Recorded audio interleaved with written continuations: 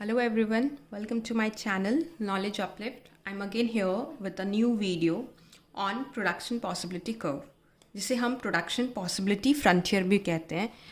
तो इसे हम 2 वे में डिनोट कर सकते हैं. अगर मैं शॉर्टकट में लिखूं तो इसे हम बोल सकते हैं PPC, जिसे हम बोलेंगे प्रोडक्शन पॉसिबिलिटी कर्व, या अगर दूसरे वे में मैं बोलूं तो इसे हम डिनोट कर सकते हैं PPF, जिसे हम बोलेंगे प्रोडक्शन पॉसिबिलिटी फ्रंटियर.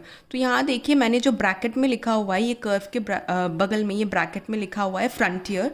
तो इस फ्रंटियर का मतलब हो गया कि आइदर आप ये इसको फ्रंटियर से डिनोट करो या फिर कर्व से डिनोट करो, both the meanings are same. तो यहाँ पर हम देखेंगे प्रोडक्शन पॉसिबिलिटी कर्व में कि प्रोडक्शन के क्या क्या पॉसिबल आउटकम्स हैं जिनको हम देख के पता कर सकते हैं. जिससे हमारी जो रिसोर्सेज है वो यहाँ पर गिवन रहेगी. तो सपोज अगर मेरे पास ये पीस ऑफ अ लैंड है, ओके, तो इस पीस ऑफ अ लैंड को मेरे को 2 रूम में डिवाइड करना है. एक रूम में मैं टेलरिंग का काम करूँगी और दूसरे रूम में सपोज एक छोटा सा किचन बनाना है हमें. तो यहाँ किचन, यहाँ टेलरिंग. तो या तो हम इस पूरे रूम को हाफ में डिवाइड कर दें, स्पेस तो मेरे पास इतनी है, लेकिन अगर इसमें पूरे रूम को हाफ में डिवाइड कर दूं कि सपोज इतना स्पेस मैंने किसी टेलर को दे दिया कि वो टेलरिंग करेगा, और यहाँ पर इतना स्पेस मैंने किसी को दे दिया कि वो कुक कर सकता है किचन के लिए. लेकिन इन केस अगर जो टेलर है वो बोलता है कि नहीं मुझे स्पेस कम चाहिए, तो मैं क्या कर सकती हूँ, देयर इज़ अ पॉसिबिलिटी कि मैं सेम स्पेस में टेलर जो है उसकी स्पेस कम कर दूँ, ओके.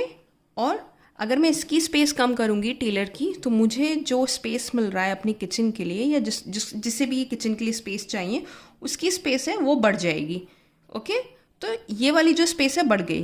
प्लेस तो मेरी इतनी है, लेकिन अभी मैंने टेलर का कम किया तो किचन का एरिया बढ़ गया. इसका उल्टा पॉसिबल भी है कि जो किचन वाला एरिया है जिसको मैं रेंट पे दूंगी, उसने कहा कि मुझे किचन बहुत थोड़े एरिया में चाहिए और टेलर को चाहिए था लार्जर एरिया में.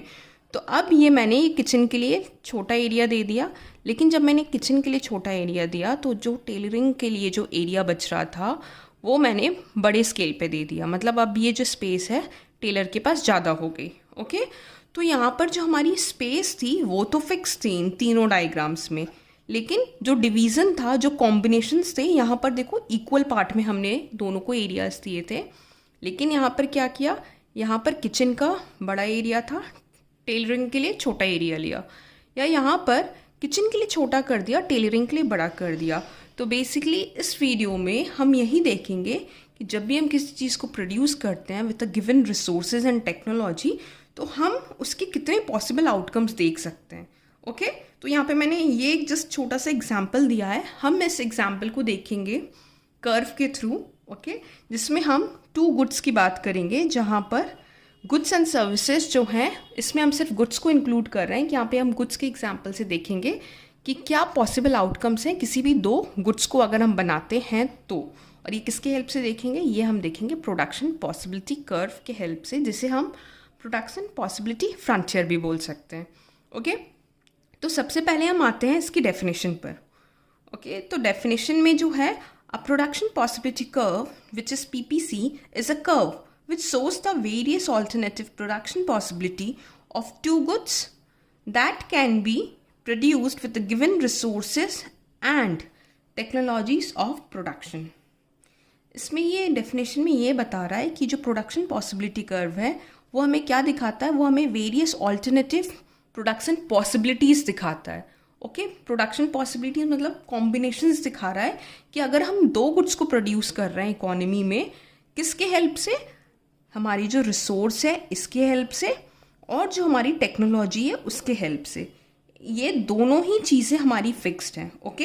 ये गिवन है, मतलब फिक्स्ड है, ऑलरेडी हमें पता है कि ये चीज़ें दी हुई हैं, क्या, हमारी रिसोर्सेस एंड टेक्नोलॉजी. इन दोनों के हेल्प से हम 2 गुड्स को प्रोड्यूस करेंगे, एंड प्रोडक्शन पॉसिबिलिटी कर्व में हम देखेंगे कि ये जो 2 गुड्स हम प्रोड्यूस करने वाले हैं इनके कितने वेरियस कॉम्बिनेशंस होने वाले हैं, ओके. तो ये हम देखेंगे किसके हेल्प से, ये हम देखेंगे प्रोडक्शन पॉसिबिलिटी कर्व में, इसके हेल्प से. और ये प्रोडक्शन पॉसिबिलिटी कर्व हमें यही बताता है कि हमारी जो वेरियस ऑल्टरनेटिव प्रोडक्शन पॉसिबिलिटीज़ हैं किसकी, 2 कमोडिटीज़ की, तब जब हमारे रिसोर्सेज और जो भी हम टेक्नोलॉजी यूज़ कर रहे हैं वो क्या है, गिवन है. अब नेक्स्ट जो हम मूव करते हैं वो है assumptions। assumptions का मतलब हो गया हम कहीं किन्हीं चीज़ों को अज्यूम करेंगे, बहुत सारी चीज़ों को यहाँ पर अज्यूम करके मान के चलेंगे कि इस सिचुएशन में ऐसे ये सारी चीज़ें फिक्स्ड हैं। ओके, तो यहाँ पर जो हम एग्जाम्पशंस ले रहे हैं वो फर्स्ट एग्जाम्पशन क्या है? फर्स्ट एग्जाम्पशन है रिसोर्सेज अवेलेबल आर फिक्स्ड। हमारे जो रिसोर्सेज जो अवेलेबल हैं वो क्या है? फिक्स्ड हैं, मतलब वो चेंज नहीं किए जा सकते। ये जो मेरा पर्टिकुलर स्पेस था, ओके, ये स्पेस मेरा जो रिसोर्स था, मेरा पीस ऑफ अ लैंड, ये फिक्स था, तो इसे अब मैं चेंज नहीं कर सकती। जब मैंने प्रोडक्शन में प्रोसेस में मैं जब इन्वॉल्व हो गई तो ये मेरा गिवन है, मतलब ये यही अवेलेबल है। तो यहाँ पर हमने ले लिया है कि जो हमारे रिसोर्सेज अवेलेबल हैं वो क्या हैं? फिक्स्ड हैं। सेकंड क्या है? हम सिर्फ 2 गुड्स को प्रोड्यूस कर रहे हैं, ओनली 2 गुड्स आर प्रोड्यूस्ड। वैसे देखा जाए तो हमारी जो इकोनॉमी है उसमें बहुत सारे thousands of goods are produced, because सिर्फ आप 2 गुड्स प्रोड्यूस करके सर्वाइव करना इज़ नॉट पॉसिबल, क्योंकि काफ़ी ज़रूरी सामान होते हैं, ज़रूरतों की लिस्ट काफ़ी लंबी होती है हमारी। ओके, तो उसके अगर हम कायदे से चलें तो वो पॉसिबल नहीं हो पाएगा। तो यहाँ पर हमने क्या अज्यूम किया है? हमने अज्यूम किया है कि हम सिर्फ 2 गुड्स को प्रोड्यूस कर रहे हैं, ताकि जब मैं आपको एक्सप्लेन करूँगी तो वो बहुत ईजी हो जाएगा आपके लिए समझने को कि how these 2 goods are being shown as the combination, कि हम इन दोनों को किस कॉम्बिनेशन में डिवाइड कर रहे हैं, जो हमारी प्रोडक्शन पॉसिबिलिटी कर्व बताता है। फिर जो टेक्नोलॉजी हम यूज़ करेंगे, चाहे वो लेबर इंटेंसिव हो या फिर कैपिटल इंटेंसिव हो, वो अनचेंज्ड रहेगी। दैट मीन्स वो फिक्स्ड रहेंगी। अनचेंज्ड का मतलब हो गया फिक्स्ड रहना। तो हमारी जो टेक्नोलॉजीज़ यहाँ पर जो यूज़ करेंगे वो क्या रहेंगी? वो भी फिक्स्ड रहेंगी। Resources are fully employed. इसका ये मतलब हुआ कि जो भी हम रिसोर्सेज यूटिलाइज करेंगे वो फुल्ली एम्प्लॉयड होना चाहिए, मतलब वो फुल यूटिलाइजेशन में आना चाहिए विदाउट एनी वेस्टेज। अगर मैंने ये जो एग्जाम्पल के तौर पे आपको जो समझाया था कि ये मैं टेलरिंग के लिए दूंगी किसी को रेंट पे और ये मैं किचन किसी को रेंट पे दूंगी, लेकिन अगर टेलर को कम पोर्शन चाहिए तो मैंने क्या किया? किचन का पोर्शन इंक्रीज़ कर दिया। मैं ऐसा नहीं करूँगी कि ओके ये थोड़ा सा लैंड में बचा के रख लूँगी। अगर ऐसा मैं बचा कर रखूँगी तो मैं ये बोल दूँगी इस पॉइंट में कि ये जो मेरे रिसोर्स है वो फुल्ली एम्प्लॉयड नहीं है। तो मुझे क्या करना है? जो भी हमारे रिसोर्स हैं उनको विदाउट एनी वेस्टेज के बिना हमें फुल्ली एम्प्लॉयड करना है। ओके, तो यहाँ पर रिसोर्सेज आर फुल्ली एम्प्लॉयड। और जो लास्ट पॉइंट जिसे हम अज्यूम कर रहे हैं वो क्या है? Resources are not equally efficient in production of all goods. मतलब हम जो भी गुड्स प्रोड्यूस कर रहे हैं, हमारे पास जो रिसोर्सेज हैं, ज़रूरी नहीं है कि अगर एक गुड में वो रिसोर्सेज अच्छी तरीके से यूटिलाइज हो रहे हैं तो दूसरे गुड में भी वो रिसोर्सेज उतनी ही अच्छी तरीके से यूटिलाइज हों। जैसे अगर मैं बिस्किट प्रोड्यूस कर रही हूँ और सेम रिसोर्सेज के थ्रू मैं कुछ और प्रोड्यूस कर रही हूँ, राइस प्रोड्यूस कर रही हूँ, तो दोनों में वेरिएशन ज़रूर आएगा। तो हमारे जो रिसोर्सेज हैं वो हर गुड के लिए, ओके, हर गुड के लिए, ऑल गुड्स के लिए इक्वली एफिशिएंटली नहीं होते। ऐसा नहीं है कि वो एफिशिएंट नहीं होते, डेफिनेटली होते हैं, बट इक्वली नहीं। ऐसा नहीं है कि आज मैंने ये इनपुट लगाया और फिर मुझे उसका रिजल्ट सेम मिले सारे कमोडिटीज़ में। इसलिए जो resources are not equally efficient in production of all goods. Okay, तो ये 5 points we are keeping in mind कि ये सारी चीज़ें हम अज्यूम करके चल रहे हैं कि ये अभी हमारी इकोनॉमी में ऐसा ही सिचुएशन है। रिसोर्सेज फिक्स्ड हैं, सिर्फ 2 कमोडिटीज़ हम प्रोड्यूस करेंगे, टेक्नोलॉजी है उसमें कोई चेंजेस नहीं आने वाली, रिसोर्सेज फुल्ली एम्प्लॉयड करेंगे ताकि हम वेस्टेज ना कर पाएँ, और हमारे पास जो रिसोर्सेज हैं वो सारी गुड्स को एक जैसे इफ़िशिएंटली प्रोड्यूस नहीं करते। अब हम जो आगे बढ़ेंगे वो एक टेबल शेड्यूल में देखेंगे कि कैसे नंबर्स को हम पुट करेंगे टेबल के फॉर्म में, एंड देन मैं आपको बताऊंगी कर्व के थ्रू कि कैसे उन जो नंबर्स हैं उनको कर्व में पुट करके कि हमें प्रोडक्शन पॉसिबिलिटी कर्व कैसे मिलेगा। तो ये रहा इसका टैबुलर फॉर्म। तो इधर टैबुलर फॉर्म में मैंने 3 कॉलम लिए हुए हैं। पहले कॉलम में मैं दिखा रही हूँ प्रोडक्शन पॉसिबिलिटी, जिसमें हम डिफरेंट कॉम्बिनेशंस दिखा रहे हैं कि ABCD अप टू F मैंने लिया हुआ है कि ये डिफरेंट कॉम्बिनेशंस हैं। एंड यहाँ पर मैंने जहाँ बात की थी कि मैं 2 कमोडिटीज़ की बात कर रही थी कि सिर्फ हम 2 गुड्स को लेने वाले हैं। तो यहाँ पर कौन सी वो 2 गुड्स जिसको हमने ली है वो है वीट एंड दूसरा गुड है राइस।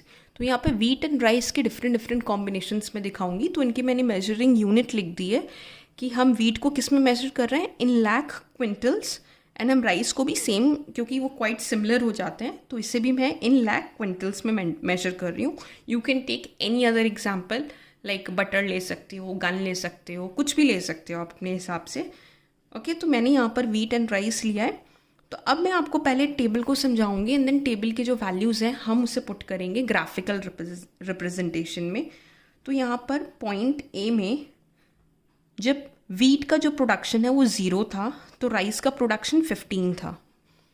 पॉइंट बी में जब वीट का प्रोडक्शन 1 था तो राइस का प्रोडक्शन 14 था। पॉइंट सी पर वीट का प्रोडक्शन 2 था एंड इसका प्रोडक्शन राइस का 12 था। पॉइंट डी में 3 प्रोडक्शन था एंड इसका 9। इस तरीके से ई एफ ऐसे हमने डिफरेंट डिफरेंट कॉम्बिनेशंस लिए हैं। बस हमें इन्हें क्या करना है, इन्हें ग्राफ में प्लॉट करना है। और ग्राफ में किस तरीके से प्लॉट करेंगे ये भी मैं आपको अभी एक्सप्लेन कर दूंगी। तो this is the graph in which we are going to plot this. तो ये ग्राफ मैंने किस हिसाब से लिया हुआ है, पहले मैं आपको थोड़ी बेसिक सी चीज़ बता देती हूँ। This is like for your own knowledge कि जब हम ज्योमेट्री में डील करते थे तो ज्योमेट्री में हमारे पास डिफरेंट डिफरेंट ये कोऑर्डिनेट्स होते थे। ये हमारा वाई कोऑर्डिनेट हो गया, जहाँ पे वाई की वैल्यू पॉजिटिव है, यहाँ पर वाई की वैल्यू नेगेटिव होती थी। ओके, तो यहाँ ये एक्स की वैल्यू होती थी, यहाँ एक्स की वैल्यू नेगेटिव होती थी और यहाँ पॉजिटिव होती थी। तो ये जो कोऑर्डिनेट्स हुए ये वाले ये वाले ये वाले, यहाँ पर किसी ना किसी एक जो पॉइंट एक्स और वाई हैं इनमें से किसी ना किसी एक चीज़ों की जो वैल्यू होती थी वो क्या होती थी, नेगेटिव होती थी। तो मैंने क्या किया है, मैंने जस्ट ये वाला पॉजिटिव वाला कोऑर्डिनेट लिया है। यहाँ पर ये प्लस का साइन मैं बना रही हूँ कि this is y is also positive where and x is also positive where.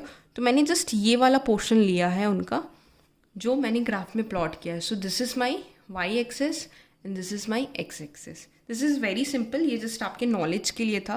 This was only for your knowledge कि मैंने ये कैसे ग्राफ लिया। तो we are just taking the positive coordinates. तो this is X axis here and this is Y. तो X axis पे हम क्या मेजर करेंगे, एक्स एक्सिस पे हम मेजर करेंगे वीट। तो यहाँ हम मेजर करने वाले हैं वीट का प्रोडक्शन और यहाँ मेजर करेंगे राइस का प्रोडक्शन, क्योंकि मैंने तो 2 गुड्स के एग्जाम्पल लिए हैं, एक राइस है और दूसरा वीट है। तो एक्स एक्सिस पर वीट मेजर करेंगे और वाई एक्सिस पे राइस मेजर करेंगे। ये हो जाता है हमारा प्रोडक्शन पॉसिबिलिटी कर्व, जिसे मैंने एक रेड लाइन से ड्रॉ किया है। अब इस प्रोडक्शन पॉसिबिलिटी कर्व को क्या क्या बोलते हैं, इसकी शेप क्या होती है। So PP curve you can say is downward sloping. Okay, downward sloping, या हम इसे बोल सकते हैं कि it is concave to origin. Concave to origin हमने फिजिक्स में सबने बेसिक लेवल में पढ़ा हुआ है, concave and then convex. Okay, तो ये देखिए ये हो गया हमारा ओरिजिन। तो हमने बोला ये कॉनकेव टू ओरिजिन है, तो ये कॉनकेव, ये इस तरीके का शेप है इसका, कुछ इस तरीके का। तो ये हो गया हमारा कॉनकेव किसकी तरफ, ओरिजिन की तरफ। तो this we can say this is concave to origin. ये हो गई शेप की बात कि हमारा जो पीपी कर्व है या पीपीएफ कर्व है वो कैसा दिखता है। It is downward sloping from left to right. Okay, from left to right. हम इसे ऐसे ड्रॉ करते हैं, हम इसे ऐसे ड्रॉ नहीं करते। ओके, तो इसे हम लेफ्ट से राइट की तरफ लेकर जाते हैं and that is concave to the origin. अब फिगर्स को, जो नंबर्स थे हमारे पास, इन्हें हम प्लॉट करेंगे। तो जो फर्स्ट पॉइंट था हमारा ए में हमने जो पॉइंट देखा था, तो इसमें हमने देखा था कि वीट की जो प्रोडक्शन है वो 0 है एंड राइस की जो प्रोडक्शन है वो क्या है, 15। तो यहाँ पर अगर हम ए कॉम्बिनेशन की बात करें तो ए पॉइंट में वीट की जो प्रोडक्शन थी वो 0 थी। तो यहाँ पर वीट की प्रोडक्शन 0 है, लेकिन राइस की जो प्रोडक्शन थी, इधर हम राइस मेजर कर रहे हैं, तो राइस की प्रोडक्शन 15 थी। तो ये जो पॉइंट आया इसे मैं पॉइंट ए बोल सकती हूँ। Okay, this is my point A. अब पॉइंट अगर बी की बात करूँ मैं, तो पॉइंट बी में ये जो वीट की जो प्रोडक्शन थी वो 1 था और राइस की प्रोडक्शन 14। तो सेम चीज़ को हम प्लॉट कर देते हैं। तो वीट की जो 1 है वो मैं कहाँ देखूंगी, मैंने बोला है कि वीट का जो एक्सिस है ये वाला एक्सिस है, यहाँ मैं मेजर कर रही हूँ। तो वीट 1 था एंड हमारी जो राइस की प्रोडक्शन थी वो 14। ओके, तो 14 कुछ यहाँ आएगा। तो अगर मैं वीट के हिसाब से इसको देखूँ तो ये कुछ ऐसा दिखेगा मुझे, तो मैं ये ऊपर की तरफ ले जा रही हूँ। Okay, let me take this like this. So this is 14, ये हमारा 14 आ जाएगा। तो ये जो पॉइंट मिलेगा ये हमारा पॉइंट बी हो जाएगा। अब बात करते हैं पॉइंट सी की। तो पॉइंट सी में वीट है 2 एंड हमारा जो नेक्स्ट राइस है वो है 12। तो ये हम यहाँ लेते हैं, वीट है 2, ओके, और फिर ये हो जाएगा 12। तो ये हमारा पॉइंट कुछ सी इधर मिलेगा। ओके, क्योंकि देखिए ये 2 इधर आ रहा है और 12 इधर आ रहा है। This is 12 and if I take this down this is going to be 2। तो इस तरीके से मैं सी भी मैंने प्लॉट कर दिया। मुझे प्लॉट करना है डी। तो यहाँ पर ये 3 यूनिट्स इसके हो गए, वीट के 3 यूनिट्स वीट के हो गए। ओके, और मुझे 9 यूनिट्स लेने हैं किसके, राइस के, क्योंकि यहाँ हम राइस मेजर कर रहे थे और यहाँ हम वीट मेजर कर रहे हैं। ओके, तो यहाँ पर मुझे 9 यूनिट्स लेना है राइस के। तो ये जो पॉइंट है मेरी डी हो जाएगी। फाइन, अब मैं इसे मेजर करूँगी 4 यूनिट्स ऑफ वीट, वो पॉइंट ई पर होगा। एंड 4 के साथ ये जो यूनिट है ये 5 है, तो 5 6 के नीचे आएगा। तो यहाँ पर मैंने ये 4 ये 5, तो ये जो पॉइंट हो गया ये हमारा आ गया पॉइंट ई। अब पॉइंट एफ की अगर बात करूँ तो पॉइंट एफ पर हमारा जो वीट का प्रोडक्शन है वो 5 है एंड जो राइस का प्रोडक्शन है वो 0 है। तो यहाँ पर राइस का प्रोडक्शन अगर 0 होगा तो यहाँ पर तो हम मेजर यहाँ करेंगे ना, ये 0 यहाँ आ रहा है राइस का, तो ये यहाँ रहेगा। लेकिन हमारी वीट की प्रोडक्शन वो क्या है, वो 5 है। तो इस पॉइंट को हम बोलेंगे पॉइंट एफ। सो ये मैंने डिफरेंट कॉम्बिनेशन यहाँ पर पुट कर दिए जिससे हम बोलेंगे A B C D E F. So these are the different combinations of point A B C D D F. अब मैं आपको बताती हूँ कि कौन से डिफरेंट कॉम्बिनेशंस यहाँ पर हैं।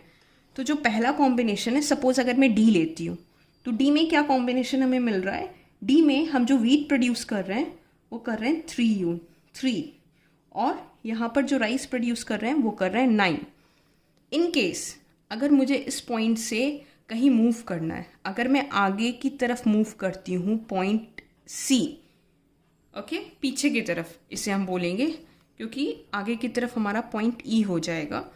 तो अगर मैं पॉइंट डी से पॉइंट सी पर मूव करूँगी तो हमारा जो प्रोडक्शन है वो देखो क्या हो जाएगा, वीट का प्रोडक्शन वो कम हो जाएगा एंड जो राइस का प्रोडक्शन है वो बढ़ जाएगा। कब बढ़ जाएगा, जब हम पॉइंट डी से सी की तरफ जा रहे हैं। तो यहाँ पर डी का जो प्रोडक्शन है वो 3 था, लेकिन अब जब हम पॉइंट सी पर जाएंगे तो सी पर क्या प्रोडक्शन है, राइस है 2, सॉरी वीट है 2 एंड राइस है हमारा 12। तो यहाँ पर हम देखेंगे कि डी कॉम्बिनेशन पे जो 3 यूनिट थे वो सी पर आकर वीट का 2 हो जा रहा है और यहाँ पर राइस का जो 9 था वो यहाँ पर इंक्रीज हो जा रहा है, 12 हो जा रहा है। ओके, बिकॉज हम ये ऊपर की तरफ जा रहे हैं डी टू सी, तो यहाँ पर ये रिड्यूस हो रहा है, ये इंक्रीज हो रहा है। ओके, इसका कहने का मतलब क्या है कि हमारे पास जो रिसोर्सेस है वो तो गिवन है, तो अगर एक चीज़ को हम ज़्यादा कर रहे हैं तो दूसरी चीज़ कम हो रही है, या दूसरी चीज़ को कम कर रहे हैं तो जो रिसोर्स है वो दूसरी चीज़ में ज़्यादा यूटिलाइज हो रही है। अब सपोज हम पॉइंट डी से ई की तरफ मूव कर रहे हैं, तो पॉइंट ई में हमने क्या देखा, 4 वीट है और ये 6 जिसे हमने 5 लिखा था ये 5 है, ये 5 यहाँ पर राइस है। तो यहाँ पर हम क्या देख रहे हैं कि पॉइंट ई पर, एट दिस पॉइंट ई जो 3 प्रोडक्शन था वीट का वो इंक्रीज हो गया 4 पे। लेकिन देखो यहाँ पर जब हम राइस की बात करेंगे तो यहाँ पर राइस में फॉल है 9 यूनिट्स। ओके, ये डिक्रीज हो गया 5 में। तो यहाँ पर बोलने का मतलब ये है, डाउनवर्ड स्लोपिंग में हमने देखा है हमेशा एक नेगेटिव रिलेशन रहता है। तो इन केस अगर वीट का प्रोडक्शन बढ़ेगा तो राइस का प्रोडक्शन फॉल होगा। ओके, या फिर अगर वीट का प्रोडक्शन फॉल होगा तो राइस का प्रोडक्शन इंक्रीज होगा, तब जब हमारी सारी जो रिसोर्सेज है वो फिक्स्ड हैं and it is given. So these are the various possible combination जो हमारे प्रोडक्शन पॉसिबिलिटी कर्व हमें बताती है। तो ये जो F वाला है, F में हमारी वीट की प्रोडक्शन 5 है, लेकिन ये जो प्रोडक्शन है राइस की ये 0 है। एग्जैक्टली इसका उल्टा हो रहा है ए पॉइंट पर। ए पर हम क्या देख रहे हैं कि जो वाई की प्रोडक्शन है, जो राइस की प्रोडक्शन है वो 15 है, लेकिन वीट की प्रोडक्शन क्या है, 0 है, बिकॉज ये सिर्फ यहाँ से स्टार्ट हो रहा है। तो ये जो प्रोडक्शन है राइस की ये 15 है, बट एक्स एक्सिस में it is on 0। So these are the various possible combination. ये जो ABCD है ये क्या है, ये रिफ्लेक्ट करता है एक सिचुएशन को जहाँ पर हमारे जो रिसोर्सेज हैं ये फुल्ली एम्प्लॉयड हैं, या हम सारे रिसोर्सेज को फुल्ली यूटिलाइज करके इन्हें यूज़ कर रहे हैं।